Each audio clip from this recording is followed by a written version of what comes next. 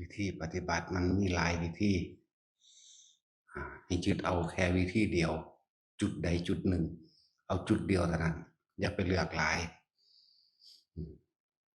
ตัด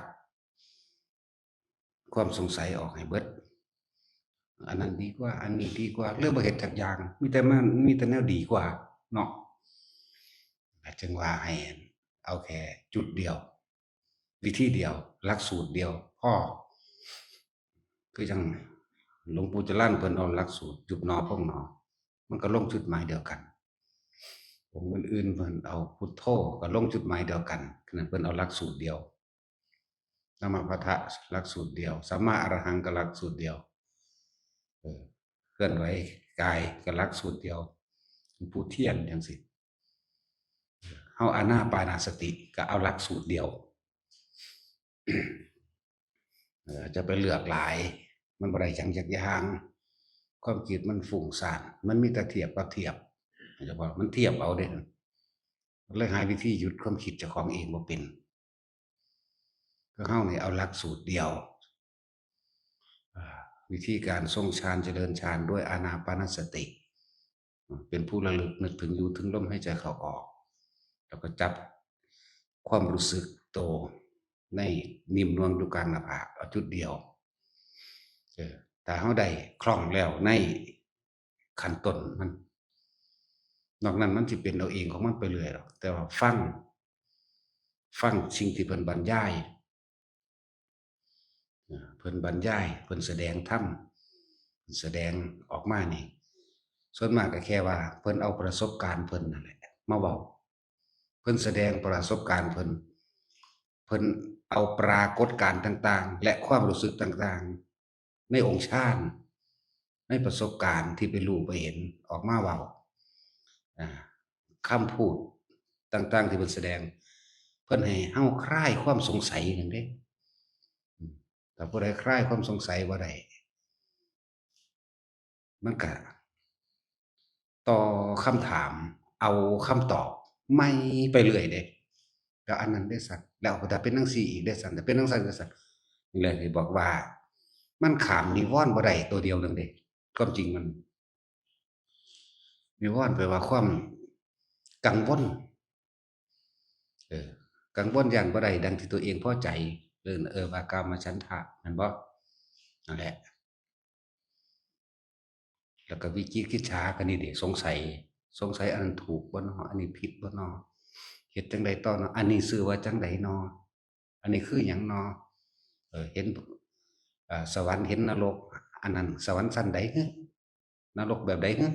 แน่เห็นบ่ล่ะนั่นแหละต่อมาก็เรียกว่าอ่อนแอท้อแท้มาในใจเสื่องซึมเห็นบ่ล่ะอุทธัจจะกุกุจจะมีความเสื่องซึมเหงาหงอยท้อถอยนั่นแหละอันเสื่องซึมจริงๆมันนั่นน่ะกูบ่มีวาสนาคือเขาแล้วเนาะเด้แล้วท้อถอยนั่นแหละแล้วก็เกิดปฏิฆะได้บัดนี้บ่พอใจปฏิฆะบางทีก็บ่พอใจกับคำถามคำตอบที่เจ้าของไปถามเพิ่นตอบให้นี่หลายอย่างถึงบอกว่าทุกคนนั่นน่ะตัดความสงสัยออกความสงสัยนั่นน่ะคือคิด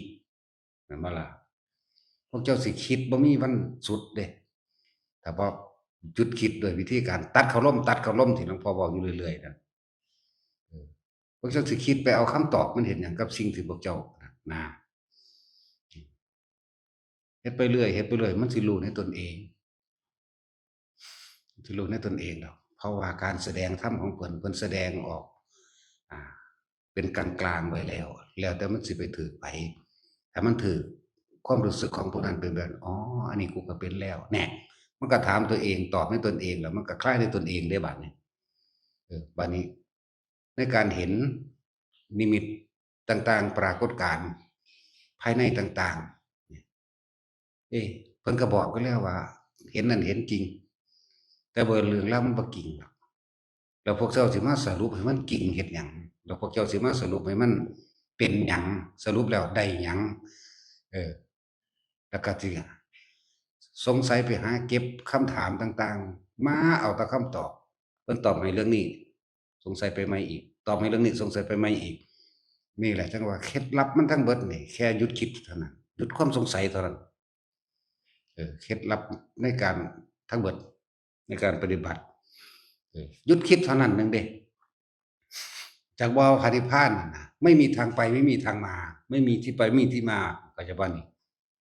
แล้วเจ้าพวกสิเจ้าสิคิดไปใส่ขี่คิดมาใส่เราจะเอาคำตอบไปใส่มาเมืองไหนเห็นว่าล่ะอันนี้พอเกิดว่าตายแน่ถ้าคิดก็เกิดแล้วก็ตายพร้อมถ้าว่าคิดกับว่าเกิดกับว่าตายเป็นตัวเห็นว่าล่ะนะครับ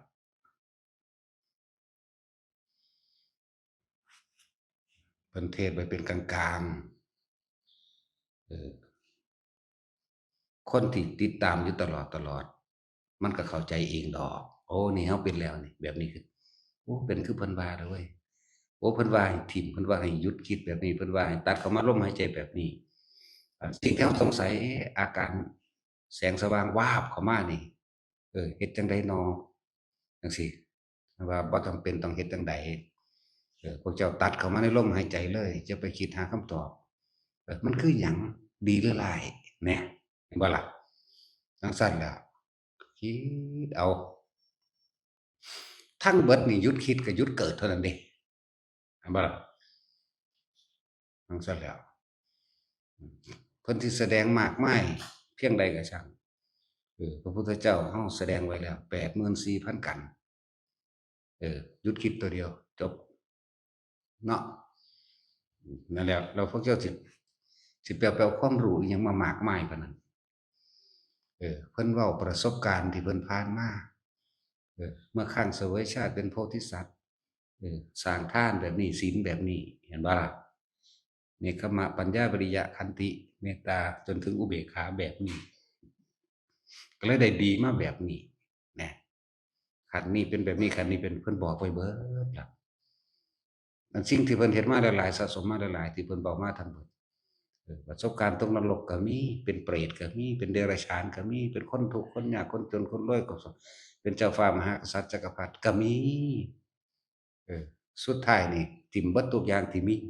แม่นบ่ล่ะนี่แหมคือบ่คิดนึกปรุงแต่งไปอีกเพิ่นรู้จักแล้วเหตุแห่งสัตว์เวียนว่ายตายเกิดปฏิจจสมุปบาทก็อาศัยความคิดนี่เห็นบ่จิตเป็นผู้รู้เป็นผู้สั่งสมจิตนี่ทรงจำอยู่ในหันผู้รู้สั่งสมทรงจำสัญญาก็เกิดทั้งเบิดรวมมาแล้วพูนตั้งแต่เพิ่นเว้าให้เฮาฟังพุ่นล่ะเริ่มตั้งแต่ศาสตร์1ศาสตร์2ไปก็ว่าไปเนี่ยก็มารู้เบิดแล้วอันใดบาปอันใดบุญฮู้เด้โอ้บาปมีบุญเออเพิ่นก็หยุดระบาดเนี่ยฮู้จักเบิดแล้วบาปบุญเฮ็ดดีไปสวรรค์เฮ็ดเลวลงนรกฮู้แล้วบัดนี้เฮ็ดจังได๋สิหยุดกระทำได้ก็หยุดคิดเนี่ยหยุดกระทำบัดนี้เออก็ยังว่าเจตนาหังภิกขเวเรากล่าวว่าการตั้งใจคิดนั่นแหละคือตัวกรรมรักบ่ล่ะจิตเจตนานี่แหละเป็นตัวกรรมนะก็เจตนาเศร้าคิดซั่นตัวบาดเนาะกลับเข้ามาลมหายใจนิดหนึ่งไหมเคล็ดลับมันมาทั้งเบิดนี่เพิ่นสะสมมาแล้วนานนับอสงไขยประมาณบ่ได้อยู่แล้วแต่เพิ่นก็ฝึกหัดให้เพื่อสิเป็นตัวอย่างให้เฮาฮู้ว่าเพิ่นฝึกมานี่6 ปีเออลองผิดลองถูกอิหยังก็สร้างลองมาเบิดแล้วสุดท้ายเข้ามาที่ตัวหยุดคิดหนึ่งเนาะแม่นบ่ล่ะแล้วภายนอกกระทบคือคนด่ากันนี่แหละแต่เฮาฝึกดีแล้วก็สินำมาคิดเฮ็ดหยังแม่นบ่ล่ะเฮ้ยถ้าคิดมันก็ตีปากกันโลดแล้วฆ่ากันโลดแล้วแม่นบ่ซั้น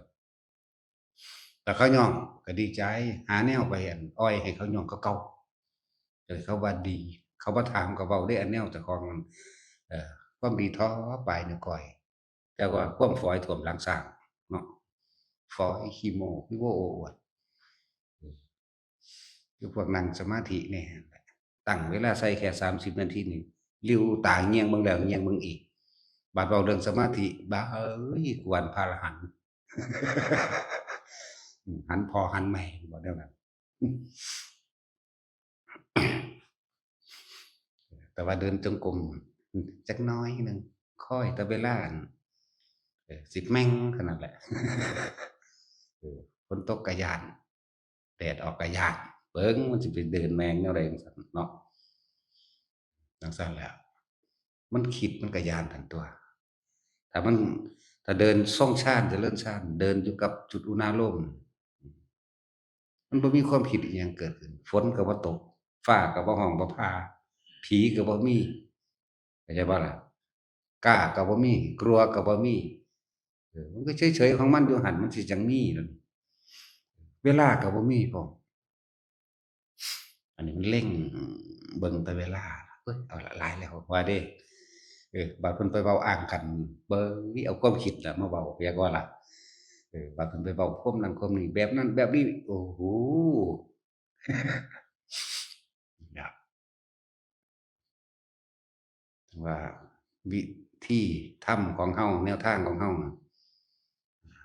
ดูลมหายใจเข้าออกประคองลมหายใจเข้าออกได้ดีแล้วในขั้นต้นก็จับจุดอุณโลมได้แล้วก็อยู่กับอุณโลมซั่นน่ะนอกนั้นก็แค่ค่อยสังเกตว่าความคิดมันไปไสเออเมื่อมันไปก็ดึงขึ้นมามาอยู่ในร่มก่อนอุณโลมเกิดไปอีกแล้วไปพุ่นไปพี่ไปมาๆก็จับจุดได้ว่าความรู้สึกตัวเป็นแบบนี้ความคิดไปให้มึงไปโลดแต่ว่ากูบ่ไปคิดนำมึงเข้าใจบ่ล่ะ ไปเลยแต่ความรู้สึกตัวอยู่นี่ในเมื่ออารมณ์ไปเกิดกับสิ่งที่มันไปคิดบ่ได้ภพมันก็ดับวิญญาณเฮาบ่เข้าไปรองรับเอาความรู้สึกหรือความพอใจบ่พอใจพระนิพพานเนี่ยแปลว่าดับความคิดแล้วก็เกิดความรู้สึกเย็นแต่ความเป็นความรู้สึกที่บ่มีความรู้สึกทางกายจักบ่ล่ะตอนที่เฮาอยู่ว่างๆสบายๆแหมเทียบเอาเด้อ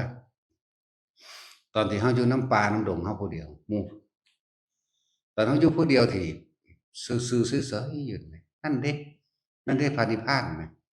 เออมันบ่ได้ยากปานนั้นเด้เดี๋ยวนี้อาคือตอนนี้เฮาเฉยๆอยู่นี่แหมเฉยยิ่งกว่าเฉยเข้าไปอีกนี่นะมันก็เป็นจังซี้ของมันนั่นเดะล่ะเออพระนิพพานบ่มีนิมิตหมายบ่มีจุดหมายบ่มีที่ไปบ่มีที่มาเข้าใจบ่นี่ช่วงมันสิว่างๆว่างๆเฉยๆนี่คำเว้านี่เป็นแค่คำให้เข้าถึงความรู้สึกตรงนั้นน่ะซื่อๆเด้ เว้านี่ก็ยังบ่ได้ตรงกับตรงมันเป็นเข้าใจบ่ล่ะนั่นแหละนั่นแหละพูดถึงกระแสเข้าสู่กระแสพระนิพพานในขณะนั้นแล้วจักบ่ล่ะคอยแต่เบิ่งว่าเจ้าสิมีกำลังมากกำลังต่อเนื่องหรือไม่เออเจ้าสิทำความรู้สึกนี้ให้ต่อเนื่องหรือไม่จักบ่นี่ต่อเนื่องได้ตลอดครบรอบ24ชั่วโมงบ่เออในมื้อหนึ่งใน2มื้อใน3มื้อในเดือนในปีในจนตายบ่ถ้าต่อเนื่องได้จนตายก็เรียกว่าอรหันต์เพราะพระนิพพานมันบ่ได้มีชื่ออันอื่นอีกสิมาเทียบได้อรหันต์ก็บ่เป็นเรียกว่านี่มันบ่เป็นหยังเด้บ่เป็นเลยนั่นแหละจังว่าเฉยๆสบายๆนะเออบ่มีอิหยังเข้าไปปรุงแต่งกับมันได้แล้วเบิ่งต้นไม้หรือเบิ่งภูเขาหรือเบิ่งผู้นั้นผู้นี้ย่างไปย่างมานี่มันก็บ่คิดแหมเท่านี้หนึ่งเด้มันบ่ได้ไปยากปานนั้นเด้แต่ตามธรรมดาคนเฮามันคิดเอานี่เฮาเว้านี่เฮาแสดงออกไปคิดหาเด้คิดหาเห็นบ่ล่ะคิดเทียบแล้วเด้นี่พวกฟังนี่คิดเทียบแบบนั้นแบบนี้เด้เห็นบ่ล่ะเขาบ่คิดดอกพวกเขาถึงเขาบ่คิดที่คิดน่ะบ่ถึงเข้าใจบ่ล่ะคิดเทียบต้องแบบนั้นต้องแบบนี้ต้องละสังโยชน์สังหยังว่าไปเด้เนาะเออบารมีต้องเสมอพร้อมเต็มพร้อมต้องละสังโยชน์10ว่าเพิ่นไปอธิบายกันละสักกายทิฏฐิเท่านั้นเท่านี้ไปเด้เออละสักกายทิฏฐิพระอนาคามีตัวเออ ซ้ำเบื้องต้นมันจะรู้จักอย่างเนาะแหละมีความเห็นว่ารูปเวทนาสัญญาสังขารวิญญาณเป็นของตนทั้งอดีตอนาคตอ่าบัดนี้มันบ่มีจักอันจักอย่างแล้วมันแม่นแค่นั้นเด้สิบอกให้ถ้าสิเอาความละเอียดมันจริงๆให้บ่ต้องหรอกบ่ต้องไปฮู้อิหยังหลายดอกฮู้ว่าลมหายใจเข้าออกฮู้ว่าอยู่กับจุดอุณหภูมิใดฮู้ว่าอยู่ในความรู้สึกแห่งกายใดณจุดใดจุดหนึ่งความรู้สึกในกายเด้สิบอกให้เวทนาในเวทนานี่บ่แม่นแค่ว่าความรู้สึกว่ากวาดบ้านรู้ว่ากวาดบ้านล้างจานรู้ว่าล้างจานเด้ความรู้สึกอยู่ไสพุ่นมันอยู่ในเศษขยะพุ่นบ่กวาดบ้านบ่แม่นเวทนาในเวทนาเด้นั่นน่ะแค่รู้สึกว่าตัวเองทำอะไรอยู่มันบ่ไปไกลแต่ว่ามันก็ออกนอกคือเก่าอยากบ่ล่ะกวาดขยะนั่นพอดีลมพัดใบไม้แล่นคุ้นๆไปนำใบไม้พุ่นเข้าใจบ่ล่ะบัดนี้ลมพัดใบไม้แล่นไปกุมพัดใบไม้ดีกว่าที่สูงซ้ำตัวเนี่ยมันบ่แม่นแก้ว่ารู้สึกตัวทั่วพร้อมว่าทำอะไรอยู่ของเฮารู้สึกตัวทั่วพร้อมเวทนาในเวทนาเลยเด้อยู่ข้างในพี่เด้อยู่ในความรู้สึกในกายบางคนมันอยู่ในหัวได้ก็อยู่ความรู้สึกติดน่วงน่วงหนึบหนาบอยู่ในกลางหัวพี่บางคนก็อยู่กลางหน้าผากก็อยู่ไปบางคนก็ทำกลางอกก็อยู่ไปตัวนี่ต่างหากเวทนารู้สึกตัวทั่วพร้อมหรือว่าจิตหนึ่งนี่แหละจิตหนึ่งก็ดีนี่แหละสติสัมปชัญญะก็ดีสติคือนึกอยู่สัมปชัญญะคือรู้สึกโตเออเฮายังมีความรู้สึกโตอยู่ตัวนี้นี่เวทนาในเวทนานี่อยู่นี่ทำกลางอกนี่ก็ว่าทำกลางหน้าผากก็ว่ากลางหัวก็แล้วแต่มันสิเนิบนาบนาบอยู่นั่นอยู่ทอนี่นึงเด้นอกนั้นก็สังเกตแค่อารมณ์ร้อนหรืออารมณ์เกิดหรือบ่เกิดเท่านั้นเด้อารมณ์เกิดก็แสดงว่ามันเป็นรับมาตัวนั้นแหละวิญญาณใจเออเคยยินอยู่ว่าจิตมโนวิญญาณอันเดียวกันนั่นแหละจิตก็รู้วิญญาณก็รับรู้นั่นแหละเออมันจังมาแยกออกตะกี้เหมือนกับไฟกับหลอดแสงไฟนะหลอดไฟเป็นจิตเข้าใจป่ะแสงไฟเป็นมโนคือคิดออกไปปรุงแต่งบาดสิ่งที่ไปกระทบกันลูกดึงขึ้นไปซะในหลอดไฟเรียกว่าวิญญาณเพราะเข้าใจบ่ล่ะคือตาเขาเห็นเขาไปเห็นผู้ยิ่งผู้ชายแต่เขาพอใจนั่นแหละวิญญาณเกิดแล้วจากบ่นี้มันไปรับเอาในความรู้สึกที่พอใจแต่มันยินดีตัวนั้นเห็นไหมครับแต่พอใจอันใดอันหนึ่งความบ่พอใจกับซ่อนเล่นกันอยู่เนี่ยครับเอาว่าคนผู้เดียวนี่ก็ได้นะในผัวกับเมียน่ะที่แรกโอ้ยมันพอใจกันว่าซั่นเนาะเออขนาดบ่แต่งงานกันมันก็มี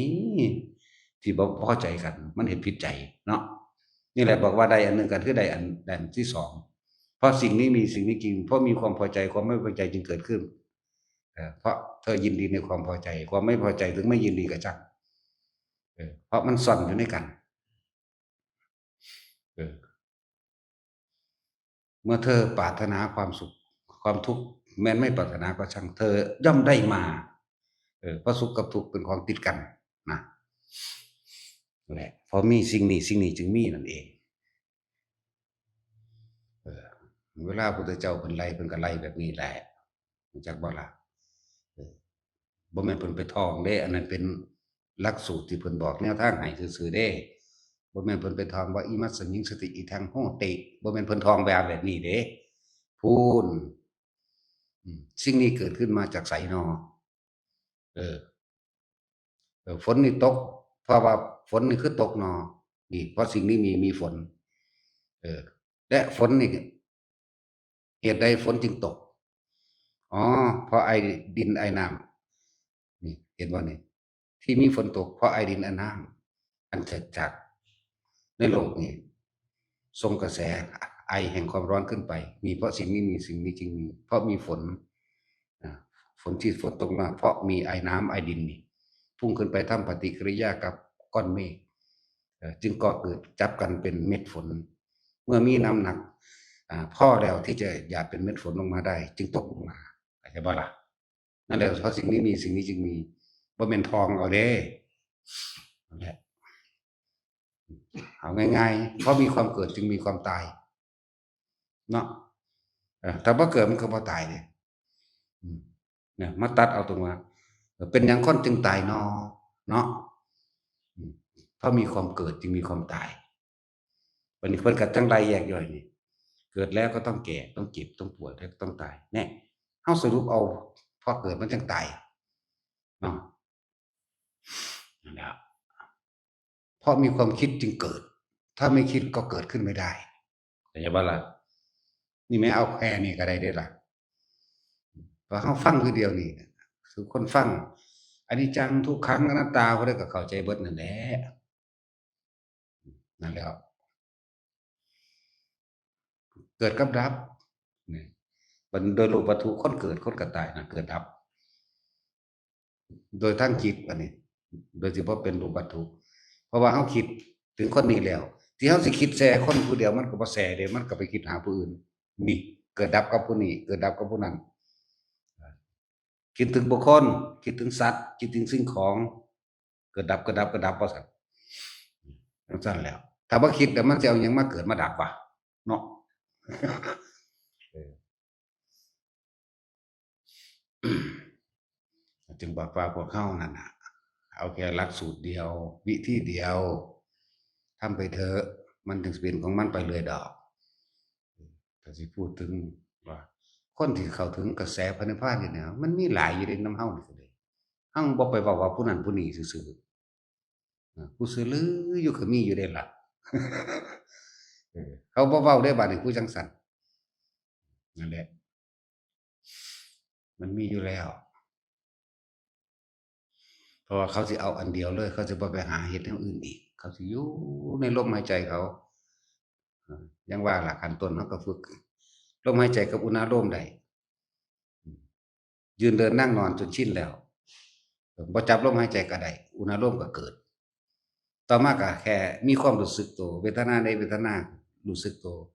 สติกับสัมปชัญญะคือรู้สึกตัวในกายเรื่องเวทนาในเวทนาก็ว่าจิตในจิตก็ว่าก็อยู่ในอันเดียวกันแหละกายเวทนาจิตจิตเวทนากายอันเดียวกันเด้อบัดนั่นแหละรู้สึกตัวน่วงอยู่นี่บางทีมันก็รู้สึกตัวเคลื่อนก็ไปรู้สึกตัวอยู่ระหว่างกลางหัวบางทีมันก็เคลื่อนลงมาระหว่างตรงกลางเคลื่อนขึ้นไปหัวเคลื่อนมาหน้าผากเคลื่อนมาหน้าผากขึ้นไปกลางหัวมันนี่แหละเฮ็ดเป็นจิตหนึ่งรู้สึกตัวเดียวสติสัมปชัญญะก็คืออันเดียวนี่แหละจักว่าล่ะเป็นปรากฏการณ์ต่างๆสิมันเกิดขึ้นโดยบางคนก็ไปมีปรากฏการณ์ได้เห็นนิมิตต่างๆเกิดขึ้นเป็นเรื่องเป็นเล่าวเป็นภพเป็นศาสตร์เห็นแล้วก็แล้วไปบ่นำมาคิดมันบ่มีของเกิดเดะนั่นจักว่าล่ะเห็นแล้วก็แล้วไปบ่บ่เอามาคิดนะจบแล้วเด้แต่เห็นแล้วบ่แล้วติมันคิดนี่จ้ะบัดนี้คิดแล้วก็สงสัยเรื่องนั้นอันจริงบ่เฮ็ดอันนั้นอันนี้แม่นบ่เป็นแบบนั้นอยู่บ่แบบนี้อยู่บ่คือเฮาอะเฮาไปเห็นนิมิตปรากฏขึ้นเป็นพระพุทธเจ้ามาแสดงธรรมจริงบ่ก็จริงตอนเห็นนั่นแหละแต่มันเลิกเห็นแล้วก็คือบ่จริงเท่านั้นคือเฮาบ่น้อมนำเข้ามาคิดอีกมันดับแล้วเดะเออแต่ที่นำมาเว้าให้ฟังนี่เพิ่นก็บ่มีความรู้สึกในหั้นเดะล่ะเข้าใจบ่ล่ะบ่มีความรู้สึกที่นำสิ่งที่ไปปรากฏการณ์ต่างๆที่เห็นน่ะพอใจหรือบ่พอใจมันบ่มีเออมันบ่รับเอาเข้าใจบ่ความรู้สึกมันก็เกิดบ่ได้วิญญาณดับวิญญาณเอิ้นว่าดับวิญญาณก็ว่าเห็นบ่มันบ่รองรับอารมณ์แล้วแหมมันบ่มีอารมณ์ภพหม้องใดก็บ่มีไปรองรับอีกเดะล่ะชาติชรามันสิมาจากไสกันนะนั่นแหละเฮ็ดในความรู้สึกเดียวนี่แหละบางทีนิมิตกลิ่นเหม็นมั่งหอมมั่งก็รู้อยู่หั่นแหละจะไปฮึกับว่าจะไปสงสัยว่ามันคือหยังคือหยังก็คือเหม็นน่ะก็แล้วตั่ว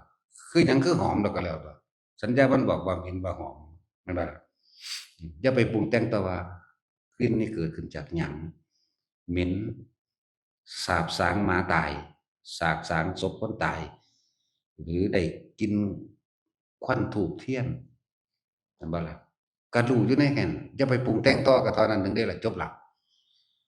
รู้เทวดาบ่นั่นไปแล้วเห็นบ่นั่นผีบ่นั่นไปแล้วถ้าว่าเหม็นก็ได้ผีบ่นั่นรับอารมณ์แล้วเด้ย้านแล้วบ่พอใจบัดนี้หอมเทวดามาบูชากูบ่พอใจได้น่ะแต่ว่าเมื่อสิ่งนี้มีความพอใจความไม่พอใจย่อมเกิดตามมาสิ่งนี้จึงมีเนี่ยบัดนี้เมื่อสิ่งนี้ไม่มีคือบ่คิดก็รู้อยู่ซื่อๆมันสิไปมีหยังเกิดได้ดับได้ดอกมันบ่มีเกิดมันก็บ่มีดับตัวยังมีเกิดก็บ่มีตายแต่นี่หนึ่งเด้มันบ่ได้ไปยากอีหยังปานนั้นเด้แต่ว่าให้ทุกคนให้มันคล่องอยู่ณจุดๆเดียวนี่แหละวิธีเดียว ลมหายใจกับอุณหภูมิยืนก็เป็นเดินก็เป็นนั่งอยู่ก็เป็นทำการทำงานอยู่ก็เป็นคล่องดีแล้วต่อมา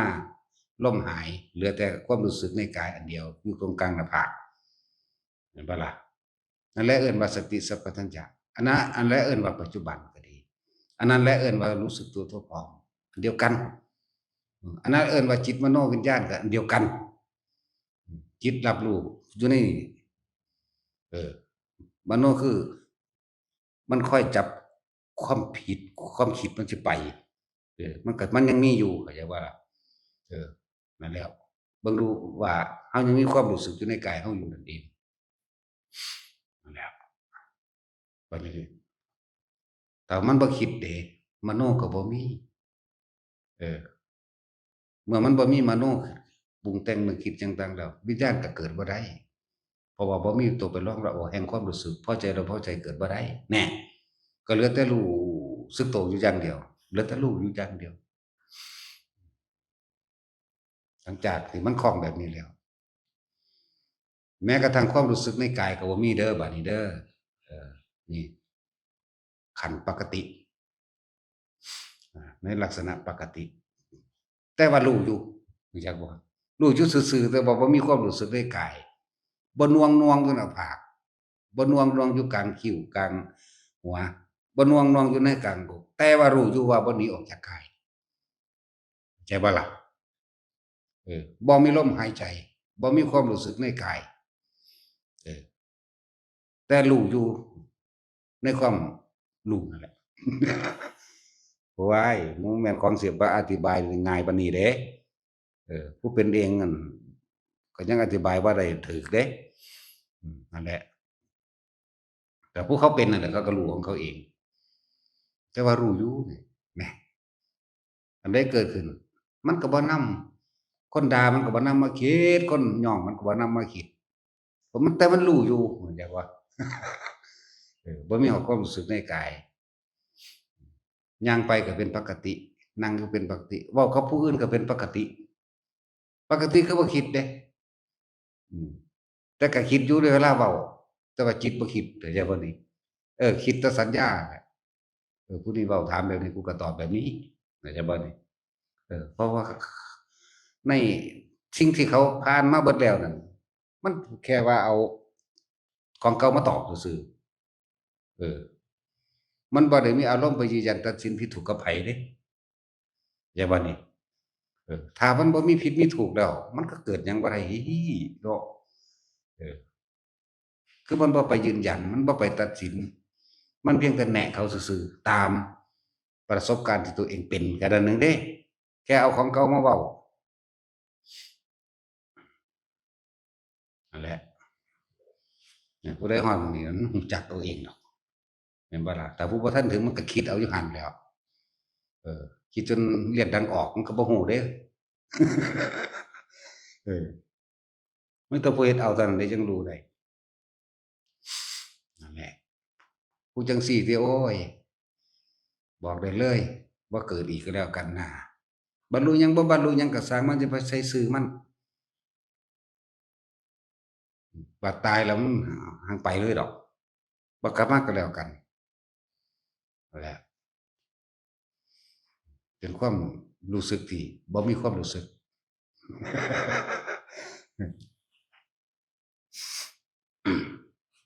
นั่นแหละสิเหลือแต่รู้บัดเดิมเฮาสิสืบต่อเนื่องไปตลอดบ่ขนาดแต่ว่าทุกคนตั้งมั่นอยู่ในตัวเดียวโลดให้มันตั้งมั่นอยู่จุดเดียวเออผู้ใดเฮ็ดอันใดแล้วก็เฮ็ดอันนั้นแหละอย่าไปโดดไปโดดมาบ่มีอิหยังดีกว่าบ่มีอิหยังเลวกว่าเจ้าของเองบ่ตั้งมั่นบ่ทำจิตให้ตั้งมั่นกับวิธีนั้นๆเองเข้าใจบ่ล่ะเจ้าของไปเอาหลักเดียวเองนั่นแหล้วแล้วอีกอย่างหนึ่งเวลามันเกิดสภาวะต่างๆมีแต่เป็นลักษณะว่าฟุกไปบ่มั่นคงคือแบบนี้เด้ถ้าเอาหลักเดียวมันสิมั่นคงไปเลยบ่สงสัยจักบัดเกิดกลายเป็นความละเอียดคือค่อยก้าวบันไดทีละก้าวทีละก้าวทีละก้าวไปถ้าเรารักเดียวเลยนี่จักบัดนี้วิธีเดียวอานาปานสติสดกันเป็นเส้นเลยลมหายใจนี่จับจุดนั้นลมนี่เออแค่นี้หลักเดียวนี่มันสิมั่นคงเด้ บางพวกก็เนาะพุทโธไปกูพุทโธพุทโธพุทโธไปบางคนก็ว่า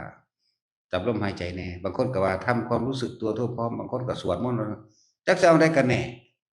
เนาะบัดนี้มันฟุกไปอันนั้นคืออะไรพุ่น10 ปีแล้วยังนำมาถามอยู่โอ้ยมันเกิดตายหลายอสงไขยแล้วนะแต่มันตายตอนนั้นก็ดีเห็นบ่ล่ะนั่นถือว่ามันบ่รู้ปัจจุบันบ่บ่จักสติสัมปชัญญะบ่จักรู้ในปัจจุบันนี่แหละ จะเป็นน้ำมันมาหยังตั้งแต่ศาสตร์ที่แล้วมันหลายศาสตร์แล้วเด้นั่นน่ะจะเข้าใจว่าตายเด้จะบอกให้เนี่ยภพศาสตร์เกิดดับกระดับกระดับกระดับกระดับมาเลยนั่นแล้ววิธีเดียวนั่นแหละจะเป็นต้องไปยังอีกดอกแต่ของก็ตั้งใจเองเนาะตั้งใจเอาเองก็ไปคิดหาไปเอาคำตอบเขาตอบไปเบิดนั่นแหละในจักรวาลนี่ตอบไปเบิดถ้าจะสิรู้จริงบ่ล่ะตอบไปเบิดนั่นแม่นว่าซั่นก็ตอบอยู่นี่เด้ก็เว้าอยู่นี่เด้แสดงให้ฟังอยู่นี่เด้แต่ว่าเจ้าถึงแล้วบ่อันตัวนี้เป็นความรู้สึกที่บ่มีความรู้สึกเนาะจักซี่มึงได้อยู่บ่จักเทื่อดอกอยู่ซื่อๆมึงเป็นโลงๆไปเลยโดยบ่มีความคิดอิหยังเกิดขึ้นมึงเคยเป็นแล้วบ่ก็นั่นแหละเป็นความรู้สึกที่บ่มีความรู้สึกนั่นแหละกระแสพระนิพพานเลยทั้งๆที่เห็นอยู่ได้ยินอยู่ได้ดมดังจมูกได้กลิ่นอยู่นี่แม่นบ่ล่ะแต่ว่ามันคิดไปบ่ได้เลยนี่จักว่าอันแล้วนั่นแหละมันบ่พลาดดอกนะต้องทรงรักษาไว้เด้จักบ่ล่ะมื้อหนึ่งก็จัก3-4เวลานี่แหละเว้ยจะไปเฮ็ดน้อยหลายคือผู้เจ้าว่าเพียงแค่รัดข้อมือเดียวโอ้ยก็สิเข้าข้างเขาโพดเนาะคนซุมื้อนี้มันต้องมักง่ายอยู่แล้วเฮ็ดอิหยังยังอยากได้เดี๋ยวนี้เขานั่งป๊อกลงสิเป็นพระอรหันต์โลดหันพ่อหันแม่บ่ทันรู้จักหยังอยู่เนาะนั่นแล้วความจริงกับความจำมันต่างกันแท้เด้คือคนหันหลังให้กันนี่เด้อืมความจำนี่มีแต่คิดกับคิดหาเอาแม่นบ่ความจำที่เฮาไปจำครูบาอาจารย์องค์นั้นหรือในหนังสือองค์แบบนั้นแบบนี้ละสังโยชน์แบบนี้เนาะนี่คือความจำถ้าผู้ใดเว้าออกมาปุ๊บเฮ็ดหัวสิเงียงเข้าเทียบได้บัดนี้ต้องตัดสังโยชน์สักกะจะทิฏฐิวิจิกิจฉาศิลปตุปามาสอยู่หั่นแหล้วแม่นบ่ซั้นนี่ตัดเข้าหูดังโลดไผก็ดีเกิดหยังขึ้นก็ช่างกลับมาลมเดี๋ยวมันก็ปึ๊บขึ้นหน้าผากขึ้นกลางหัวเอาเองดอกนั่นตัดแล้วได้หยุดคิดแล้วเด้นั่นถ้ามันขึ้นมาแล้วล่ะแล้วก็ล่ะเราจะไปคิดเอาคำตอบมันได้หยังเออก็ได้คำถามต่อไปแล้วเพราะว่าพวกนั้นบ่ทันถึงถ้ามันบ่ทันได้ถึงจุดนั้นปุ๊บนี่ได้คำตอบก็เพื่อจะไปหาคำถามแม่นบ่ถ้ามันถึงแล้วมันบ่จำเป็นต้องไปอิหยังอีกนี่มันบ่ไปถามไผนั่นล่ะถ้ามันถึงตรงนั้นปั๊บนี่คือเพิ่นแสดงไปนี่ผู้ใดเคยเป็นหม้องหั้นแล้วนี่ตามที่เขาแสดงไป มันจะเข้าใจในตัวเองปั๊บปั๊บปั๊บเลยเด็กเดี๋ยวแต่ว่ากูนี่ขาดแค่ความต่อเนื่องนี่มันสิเข้าใจแล้วของมันนั่นแหละผู้เป็นแล้วนั่นจักว่ากูต้องมีความเพียรยิ่งกว่านี้แน่แต่คนมันเป็นมันเท่าคนมันเข้าถึงความรู้สึกตรงนั้นได้แล้วเห็นจังได้สิอยู่ได้ตลอดนี่ก็เลยต้องอ่าส่งชาติด้วยกันทำความรู้สึกอยู่ในกายนะเวทนาในเวทนาอย่างว่าไปเถอะนอกนั้นเป็นแค่ปรากฏการณ์เบิดสิเป็นเห็นผีกังก้อยก็สร้างสิเป็นเห็นเอ่อมือเทวดาแต่ละสั้นก็สร้างดูละเอียดละออก็แค่ปรากฏการณ์เอาบ่นำก็มาคิดสิเป็นพรหมโลกแต่ละสั้นก็สร้างแหน่เป็นแค่ว่าปรากฏสิ่งใดสิ่งหนึ่งเกิดขึ้นเป็นธรรมดาสิ่งนั้นก็ดับเป็นธรรมดาคือเฮานั่งเห็นกันทีเดียวนี่แหละจักหน่อยก็เลิกเห็นกันได้นี่เนาะจังซั่นแหล้วเนี่ยก็เพียงแค่ปรากฏการณ์เฮาบ่ได้ไปนำว่าผู้นั้นนั่งหลับผู้นั้นสั่งว่าอีห่านั่นบ่ได้ไปนำมาคิดเด้นี่แหละแค่ว่าปรากฏการณ์ผ่านแล้วก็ผ่านซื่อๆบ่ได้นำเข้ามาคิดอีกปล่อยผ่านที่เว้าอยู่ดูๆเห็นก็เคยเห็นผู้นั้นนั่งท่าขี้ร้ายเนาะแต่เอาไปเว้ากันแล้วก็ไปตัดสินเขาว่าเขานั่งขี้ร้ายนั่นแหล้วเพราะว่าสิปรากฏการณ์ทางเสียงอิหยังสิแตกตุ่มกายระเบิดก็ช่างหัวระเบิดก็ช่างปรากฏการณ์แค่นั้นผ่านเลยบ่ต้องเอามายืนยันว่าเพิ่นบรรลุหยังดอกเห็นบ่ล่ะเออต้องมีปรากฏการณ์บรรลุนั้นบรรลุนี้นี่แหละแต่ว่าคนก็เลยไปจำเอาคำต่างๆอันนี้มาค่อยแต่จับผิดกันมาค่อยแต่ยืนยันตัดสินกันมันต้องมีการระเบิดร่างกายเห็นบ่ซั่นมันต้องมีบางคนก็เปี้ยงป้างเขาตรงหูมั่งตรงหัวมั่งตรงตามกลางอกระเบิดแน่ระเบิดขันมั่งขันระเบิดมั่งว้ายไอ้บางกระโปงใส่ขันจูดมันก็ต่ำแล้วแหละเนาะถ้าคนที่เข้าถึงจุดนั้นได้แล้วเขาเจ้ารู้แล้วเขาเจ้าสิว่างแต่ว่าถ้ามีคนเป็นปุ๊บถามเพื่อให้คลายความสงสัยในจักหน่อยเขาบ่ยืนยันตัดสินเด้โอ้เป็นแบบนั้นปล่อยเลยเนี่ยมันก็เป็นของมันแบบนั้นแหละเนี่ยเขาเจ้าสิเว้าไปซ้ำนี่หนึ่งเด้บัดปล่อยโลดจะไปนำเข้ามาไปหาสื่อของมันไปหาว่าได้บรรลุธรรมขั้นใดบ่ต้องเอาแบบบ่มีขันโลดมันจังบ่ได้ก้าวเนาะบ่แท็กซี่เออถ้ามีขันมันสิย่างก้าวขึ้นเนาะมันเมื่อยเอาแบบบ่มีขันมันจังบ่ได้ขึ้นมันจังบ่ได้ลงพร้อมตัวเกิดหยังขึ้นดูอยู่กับลมหายใจมันบางคนอุณาโลมมันบ่เกิดก็ขอให้รู้สึกตัวเพียงกับลมหายใจนั่นแหละบางคนที่อุณาโลมอยู่อุณาโลมแต่คนที่มีอุณาโลมขึ้นแล้วมันก็เคลื่อนบนหัวมั่งทั้งทำกลางอกมั่งเด้อแต่สุดท้ายแล้วจุดทั้งหลายนี่ที่ว่ามานี่แม่นลมหายใจแม่นอุณาโลมกลางหน้าผากกลางคิ้วกลางหัวกลางหน้าอกหายเบิดแต่สิมีความรู้อยู่ซื่อๆแต่ว่าอันถ้าว่ารู้อยู่ซื่อๆนั่นก็บ่ได้สำคัญมั่นหมายว่าผู้รู้เป็นไผเป็นผู้รู้เด้แต่ว่ารู้จักบ่ล่ะจะไปเอาคำถามคำตอบว่าบรรลุหยังเด้นั่นแหละให้เฮ็ดไปจั่งซั้นบ่ต้องบรรลุดีที่สุดมันยากแล้วก็บ่ต้องเป็นพร้อมดีที่สุดถ้าเป็นแล้วยากนั่นว่าซั่นนั่นแหละแต่ว่าให้จับจุดเดียวเอาวิธีเดียวเด้ออย่าไปหลายวิธีเออแนวทางการปฏิบัติเพิ่นก็เขียนไว้อยู่แล้ว40วิธีพู้นเนาะเออพระพุทธเจ้าเพิ่นเว้าประสบการณ์พวกให้พวกเฮาฟังตั้งแต่เริ่มเสวยฌานโพธิสัตว์บำเพ็ญบารมีโดยทานโดยศีลแบบนี้โดยปัญญาแบบนี้วิริยะขันติสัจจะแบบนี้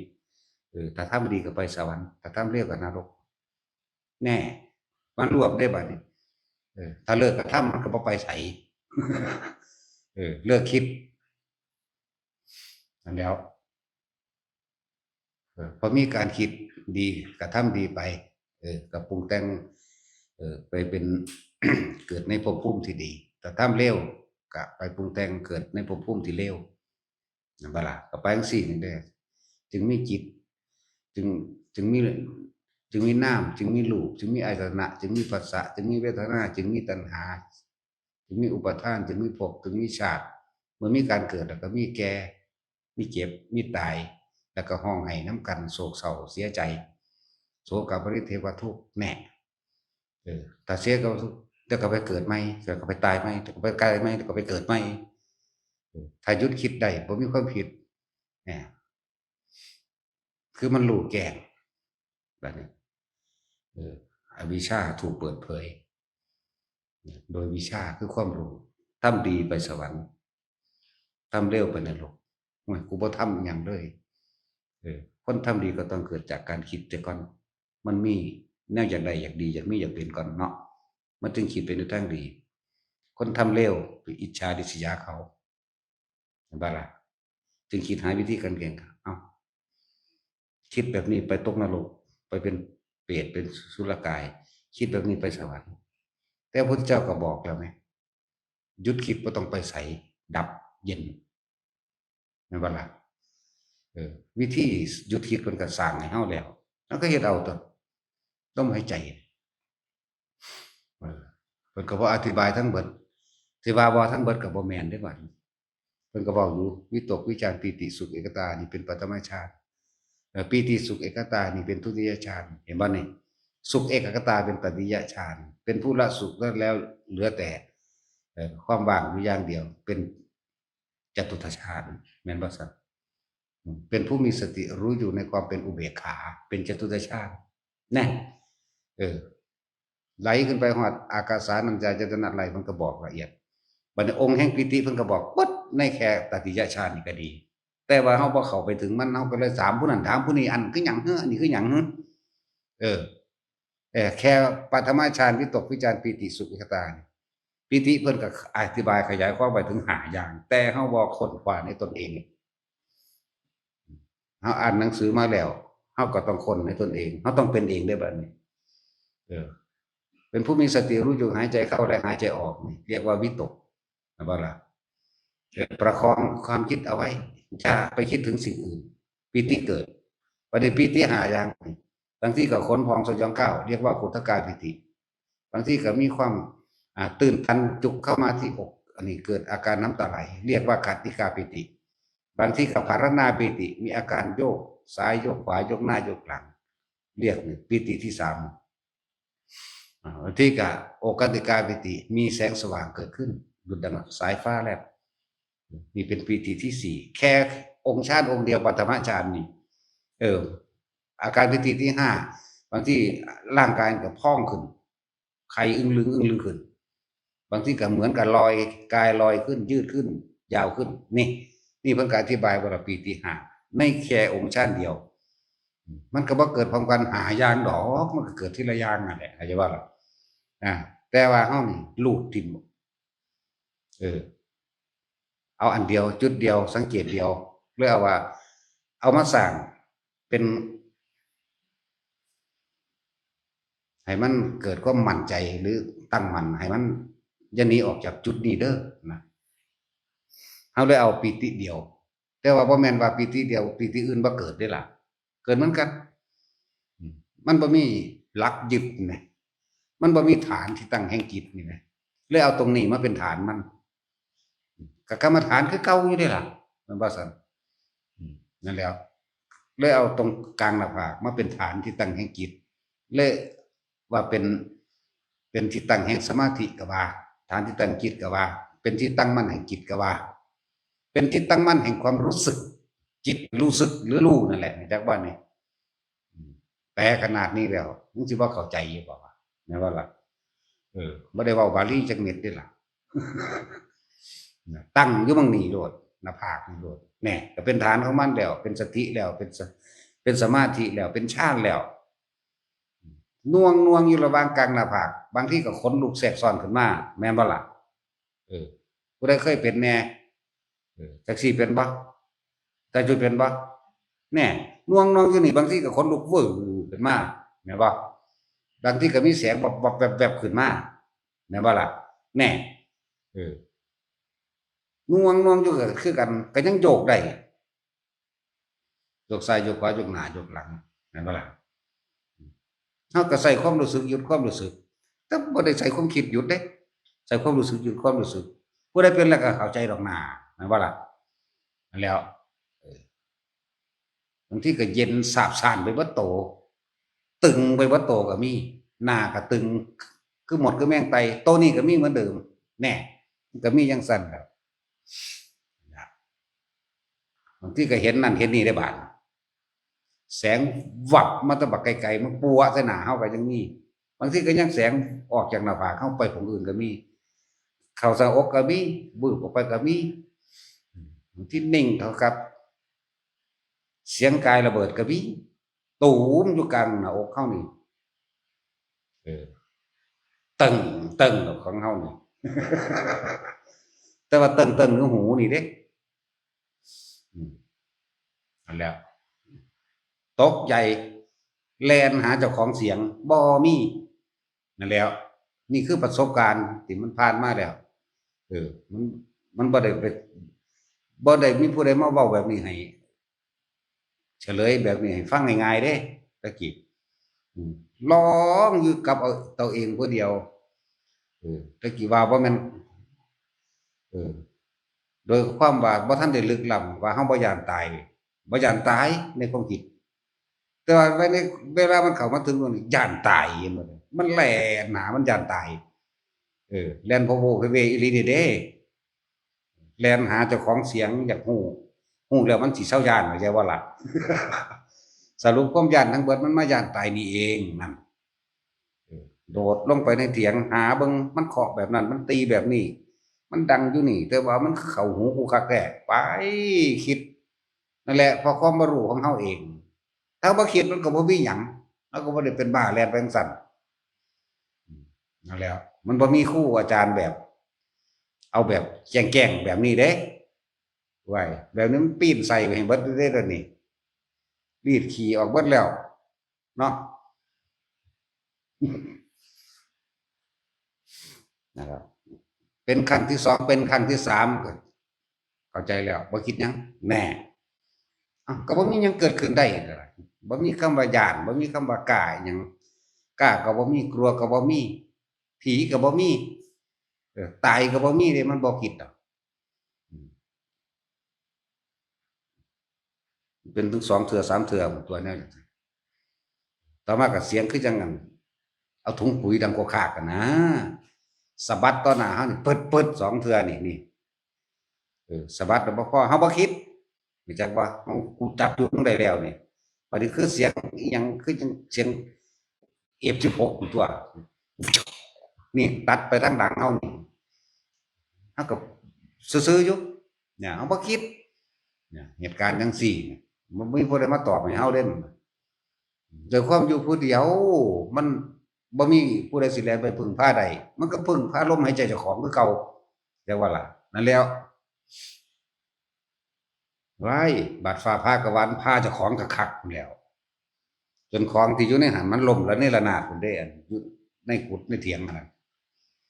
มันเปี้ยลงบักแห้งๆคักๆนี่เด้ของล่มระเนระนาดจนเข้าใจว่ามันกิ่งพู้นเด้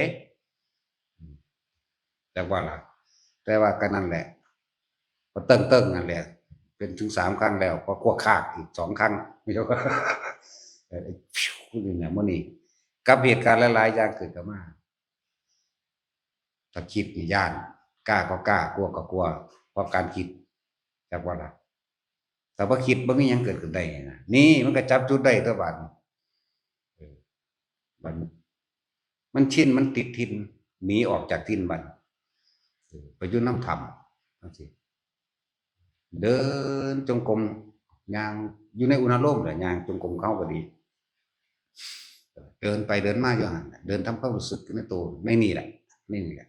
บางทีมันก็ขึ้นหัวบางทีก็อยู่ในกลางหน้าผากบางทีก็ทำกลางอกมั่งบางทีก็ว่างไปเลยบ่มีหยังแต่ก็บ่คิดนำมันจักอย่างเขาเดี๋ยวก็อุ้มลูกเขาจ๊อกอุ้มใส่แอวนี่จังกอดลูกเบิ่งเฮาถ้าเฮาเหลียวเบิ่งก็ยับออกไปเดี๋ยวเบิ่งบ่คิด เข้าใจบ่ถ้าเฮาเหลียวเบิ่งปุ๊บคือจังมันย้วยออกไปทางไม้เออแล้วก็พาลูกไปนั่งเบิ่งเฮาอีกแบบหนึ่งเข้าใจบ่เลยจั่งซั้นแหล้วหลายเหตุการณ์อยู่เด้แนวมื้อตอนนั้นบ่ได้คิดหยังเออบัดนี้อ้าวมันคืออยู่โดนแท้นี่คือความคิดเกิดเขาบอกบ่มีอารมณ์เลยย้านก็บ่แม่นเออบ่ย้านก็บ่แม่นมันอยู่ระหว่างกลางๆมีแต่ว่าถ้ามึงต้องการโมทนาบุญนำกูก็ขอให้มึงได้บุญเด้อนี่คิดแต่ในความคิดนั้นบ่มีอิหยังเข้าใจบ่ล่ะแต่ว่ามันก็หายไปอีกพวกหนึ่งบัดนี้เกิดคนละมื้อดอกบ่แม่นมื้อเดียวกันยาวๆสาวเดียวเด้ที่เว้ามานี่เข้าใจคำว่าสาวเดียวไหมพวกนั้นไม่ใช่เกิดทีเดียวคราวเดียวเด้เว้ามานี่พวกบ้านนอกเนาะเออเฮามันได้หลายภาษาเฮาได้เปรียบเนาะ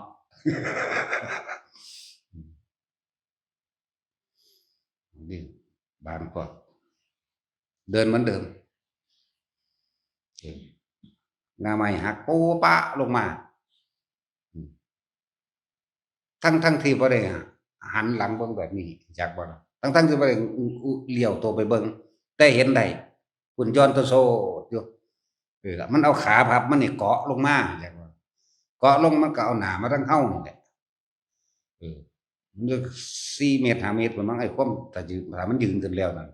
ผีบ้านั่นเออแล้วก็ไกวตัวเองบัดนี้ไกวตัวเองผมมันเอามาฟาดเฮาโปะปะโปะปะอยู่ สัมผัสรู้สึกได้อยู่แต่ว่าบ่มีความเจ็บบ่อิหยังดอกจักว่าล่ะบ่คิดไปสุดทางที่กำหนดไว้ก็กลับคืนมาก็พามันไปหั้นพาไปพามาเดะล่ะเฮาก็ซื่อๆเขาเดี๋ยวก็เหม็นมาบัดนี้ก็บ่คิดเออเหม็นบ่เหม็นแถมธรรมดาซุปเปอร์เหม็นดับเบิลเหม็นนั่นเด้ธรรมดาบ่อิหยังพาเหม็นความคิดบ่พาเหม็นสัญญาพาเหม็นจักบ่นี่มันก็เหม็นของมันแบบนั้นแต่ก็บ่คิดนั่นแหล้วโอ้โดนเติบอยู่เด้มันบ่ได้น้อยๆสิเทียบเวลามันน่ะเป็น10นาทีมันได้สิว่าสิหนีนั่นน่ะแต่ก็บ่กำหนดหยังบ่เฮ็ดหยังมันก็หนีของมันเอาเองแม่นสิแม่นตื่นเช้ามาจังซี้ก็บ่แม่นนอนเด้บ่แม่นฝันเด้นี่เอาจริงๆนี่เด้นี่ก็บ่ไปคิดนำมันนี่ล่ะก็ธรรมดาก็เหลียวเบิ่งธรรมดาต้นไม้ก็ปกติบ่มีต้นไม้หักก็บ่ได้คิดต่อไปอีกก็แค่นั้นแหละคิดทิ่มคิดก็เหลียวเบิ่งซื่อๆก็บ่มีต้นไม้หักก็บ่มีมันเป็นแบบนั้นเลยก็บ่มีนะครับพูดถึงว่าแค่ปรากฏการณ์ที่สิ่งหนึ่งเกิดขึ้นแล้วก็สิ่งนั้นก็หายไปถึงเด้ที่เว้าให้ฟังอยู่นี่บ่แม่นอยู่จั่งซั้นเขาอ้างคำอ้างคำมันสิเป็นน้ำแต่สิว่าน้ำตกก็บ่ได้ตกมันแม่นน้ำตกดอกแต่ว่ามันเป็นทางน้ำไหลลงมาลงอ่างน่ะก็ไปนั่งอยู่หั้นบางมื้อก็เสียงคืองูเลื้อยลงมาบักใหญ่ๆผู้ใดเคยลากไม้ไปน้ำปลาบ่ก็แบบนั้นแหละเสียงอูอาอูอาซ่าลงมาแต่สูงๆอย่างเงี้ยก็ล่ะเป็นตาใหญ่คือหยังเป็นตาซ้ำรถสูบซ่วมพู้นเดะอันโตมันน่ะก็ผ่านเข้าไปนี่แหละคลองน้ำนั่นก็เป็นบ่มีน้ำหลายแต่สิว่าห้วยแห้งแล้วแต่ว่ามีน้ำอยู่หั้นนะก็ฟืดไกลหน้าเข้าไปนั่นแหละพูนแล้วก็เสียงไปลงน้ำไปได้บัดเออตาก็เห็นอยู่เด้แต่ว่าเห็นทั้งที่ไม่ได้มองดูเข้าใจบ่ล่ะเห็นทั้งที่บ่ได้มองเดี๋ยวเบิ่งแต่ก็บ่คิดแหมนั่นแหละทั้งว่าประสบการณ์หมู่นี้เป็นแค่ปรากฏการณ์ที่เกิดขึ้นซื่อๆสินาคสิว่ามันนาคก็แค่ว่าส่ำนั้นแหละอิหยังก็สร้างหิแหมงดอกเนาะจะไปใส่ซื่อให้มันเฮ็ดหยังนั่นก็อีกมื้อหนึ่ง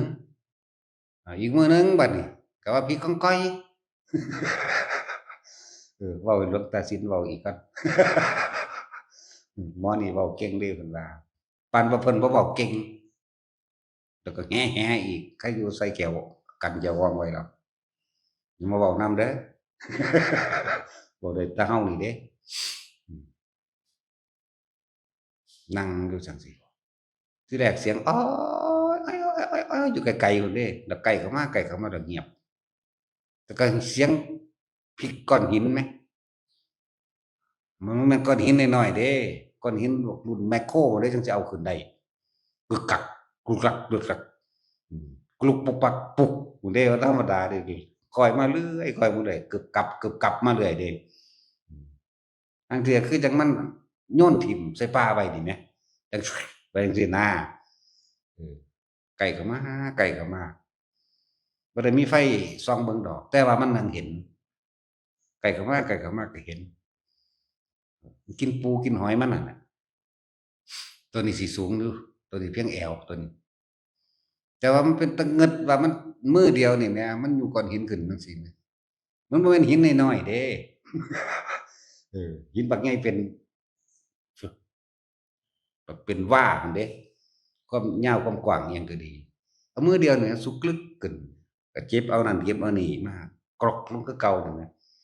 อืมโอ้ยมันสิรุ่นแมคโครเด้มันจั่งสิเอาขึ้นมันคือแห้งแท้น่ะแต่ตอนนั้นก็บ่ได้คิดเด้ ซ้ำก้อนหินอันซ้ำรุ่นหมู่นี่มันเอามือเฮ็ดไปจังซี้แหมเฮ็ดง่ายๆซาตัวน้อยๆหนึ่งมันแห้งหาแมงยังกระดอได้เนาะมันเอามือเนี่ยมันก็สุกไปปุกลงทางพุ่นโกแลกคักลงพุ่นนั่นแหล้วไกลเข้ามาไกลเข้ามาบัดมันเข้ามาธรรมดาที่มันเห็นเฮาเอาหัวมาดูนเบิ่งในเฮานี่สิจักว่าไดเออกฎเฮาก็มีอยู่เอาหัวดูนเข้ามาเด้อืม ไม่แต่คิดก็บักกอกทรัพย์หัวมันสิจักบาทนึงแหล้วนั่นน่ะบ่ได้คิดหยังซื่อวันนี้มันคิดตลกทีหลังดอกโอ๊ยใครกูทรัพย์บักกอกมันซะจั่งซั้นแหล้วนั่นแหละนี่คือแค่ว่าประสบการณ์ที่มันผ่านมาซื่อๆเว้าให้ฟังซื่อๆบ่ได้ว่าเป็นหยังอิหยังดอกก็เลยว่าทุกคนต้องผ่านสิ่งเหล่านี้เนี่ยเป็นคือว่าเฮ็ดจั่งใดก็ได้สิบ่ให้มันมีอารมณ์เข้าใจบ่นี่เออก็บ่คิดมันก็บ่มีซั้นตั่วเนาะ ที่เว้ามาทั้งเบิดนี่คือหยุดคิดปรุงแต่งแต่หยุดคิดกับสิ่งที่มันปรากฏการณ์เกิดในเฮารู้เฮาเห็นนั่นอารมณ์ความรู้สึกเกิดบ่ได้บ่มีเครื่องดับวิญญาณดับวิญญาณเอิ้นว่าดับวิญญาณภพก็เกิดบ่ได้เดะในตอนนั้นก็ดีเข้าใจบ่ล่ะเลยเอิ้นว่าดับวิญญาณก็แม่นวิญญาณบ่มีแล้วภพก็ดับบ่มีที่ตั้งจิตบ่มีหม้องตั้ง จิตเลยเป็นเฉพาะจิตรู้อยู่เฉพาะรู้ซื่อๆมโนนึกปรุงแต่งไปบ่ได้มันบ่ส่งแสงประกายออกมาเมื่อบ่ส่งแสงประกายออกมาออกไปมันก็บ่ได้รับสิ่งที่กระทบนั้นเข้ามาเก็บไว้ภายในใจวิญญาณก็เกิดบ่ได้พอใจบ่พอใจบ่มีแล้วดับนั่นแล้วบ่ได้เห็นน้อยๆเด้ให้จังซั่นอันก้องก้อยอันนั้นน่ะเห็นหลายรุ่นอยู่เด้อันอิหยังอิหยังก็คือเมื่อกี้นี่แหมอ่างคำ นั่นแหล้วเห็นเพียงแอวประมาณนี้80เซนหรือสิประมาณเม็ดนี่ล่ะไปชัดเจนดีอยู่เด้คือคนคักๆนั่นแหละหัวแดงจ้อยๆอยู่บ่นุ่งสงเด้บ่นุ่งหยังนั่นแหล้วเห็นหลายเทื่ออยู่อันอยู่แถวหมู่นี้รุ่นใหญ่อยู่พุ่นเด้เขาใหญ่บักใหญ่อันนั้นโอ้ส่ำหมีพุ่นล่ะหรือสิใหญ่กว่าหมีบุมันขึ้นกกไม้แหมขึ้นกกไม้ใหญ่ๆแหมมันโอบขึ้นเด้ตัวบขึ้นไปเด้รู้จักบ่เป็นเป็นจังซี้แหมเป็นตัวบขึ้นไปเก็บไม้นั่นเปลือกไม้นั่นคูคาบลงมาเด้อืมนั่นแหล้วเราก็เหลียวเบิ่งเราบ่คิดเออจั่งซั้นล่ะมันไปจกเอาอิหยังมากินทิ่มตีนไม้เฮานั่นทิ่มศพนกเงือกเออ สีศพมันน่ะนะรู้จักว่า ปากมันน่ะเฉพาะปากมันน่ะนะเดี๋ยวเว้าพวกบ้านนอกเพราะกันพวกบ้านนอกแปลว่าเป็นพวกนี้เฉพาะปากใหญ่ๆมันนั่นน่ะทิ่มลงมากับตีนมันเป็นบางอันจังซั่นแหละเสียงฮ้องเอะอะก็เดี๋ยวก็เงียบติ่มปุ๊กลงมาทางหน้าเวลาลงก็รูดเด้เป็นขรูดๆลงมาแหมผู้ใดเคยขึ้นต้นมะพร้าวสิรูดแบบนั้นตั่วเออฟักกาบไม้สะเก็ดไม้ต้นนั้นน่ะขูคาบลงมาตั่วจังซั่นแหละนี่รุ่นใหญ่เด้ใหญ่สูงกว่าเฮาอยู่ดอกก่อนโอ้คือหมีใหญ่คักๆนั่นแหละแต่ว่ามันบ่ได้เบิ่งไกลเออบ่ได้บ่ว่าบ่ไกลก็20 เมตรหนึ่งเด้ก็คือคนคือกันแต่ขนมีหลายแล้วแบบนั้นก็มีรุ่นน้อยสุดก็มีค่าคืบนี่หัวเราะเฮาคิกแขกอยู่แต่ว่ารุ่นนี้ก็นุ่งผ้าเป็นเอาผ้าห่อหำไว้อยู่ดอกพวกนี้แต่ว่าบักหอยมันก็ว่าไสคือมีหน่วยน้อยๆแท้มันเจาะห้อยคอไว้เออแต่ก็แห้งเด้น้อยๆค่าคืบโอ้แนวนี้ก็มีว่ะลักษณะคือ Pinocchio นี่แหละ มันเอาอีหยังมาลงหนังบ่ได้ซั่นแหละแนวนั้นก็มีเขาก็บ่ย้านเฮาเดะล่ะก็เว้ากันไปแต่ว่าเฮาก็บ่ฮู้ภาษามันดอกมันไปเบิ่งมันนั่นน่ะ2-3อันตัว2-3ตัวผ่านกันไปนี่แหละหอกเพิ่นก็มีเดะเบิ่งอยู่เอาคนตัวซ้ำนี้หนึ่งหอกมันสิส่ำใดดูดิมีหอกมีหยังพร้อมแต่มันคือบ่ย้านบุผ่านหน้าไปธรรมดาก็ผ่านหน้าไปแล้วก็บ่คิดนำมันดอกมันไปทางใดก็ดีนั่นแหละนี่แค่ว่าทั้งเบิดที่เว้ามานี่แค่ว่าแค่เห็นไหมเข้าใจคำว่าแค่เห็นแต่ว่าไม่นำสิ่งที่เห็นเข้ามาคิดเมื่อไม่คิดแล้วความรู้สึกพอใจและไม่พอใจเกิดขึ้นไม่ได้นี่เอาตัวสุดเลยเด้กล้าก็ไม่กล้ากลัวไม่กลัวพอใจก็ไม่พอใจก็เกิดขึ้นไม่ได้บ่มีความปรุงแต่งว่าสัตว์เหล่านี้เกิดขึ้นอย่างไรก็บ่มีเข้าใจบ่พวกนี้มันมาจังไสเนาะบ้านมันอยู่ไสเฮือนอยู่ไสเนาะจะเข้าไปเบิ่งอย่าไปฮู้บ่นำเข้าใจบ่นี่เอิ้นว่าบ่คิดนะเอิ้นว่าหยุดคิดนะนั่นแหละทุกคนฝึกเอาหน้าเดียวเอาวิธีเดียววิธีใดวิธีหนึ่ง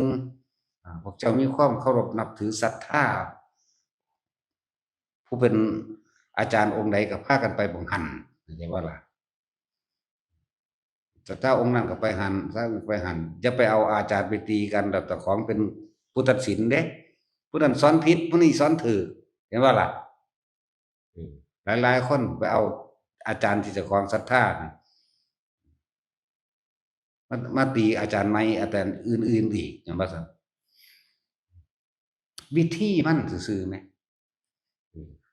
40วิธีพุ่นนี่แหมแม่นบ่ล่ะเห็นบ่เนี่ยกรรมฐาน40ทัศน์แหน่40รูปแบบ40อย่างอันใดเจ้าของอันถูกใจยึดไว้อันอื่นผิดเบิดคือครูบาอาจารย์สอนถูกได้แต่ผู้เดียวเจ้านั่นบ่แม่นบ่ล่ะจังว่าจะเอาครูบาอาจารย์เจ้าของแล้วจับเพิ่นไปตีกันเองแม่นบ่ซั่นเฮาบ่ได้ว่าไผดีเบิดมันแนะนำพร้อมองค์นั้นอยู่หันองค์นี้อยู่นี่แม่นบ่ซั่น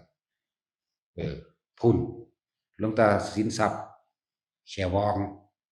แฮ่ๆอยู่หั่นน่ะไปที่วัดนางปะอินแม่นบ่ล่ะผู้ซอยเพิ่นก็มีหลายผู้เก่งๆก็มีหลายครูบาฉายครูบาทุยหัวล้าน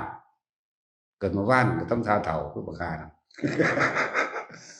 จังซั่นพวกผู้หญิงก็มีแม่สีจันมื้อนั้นเด้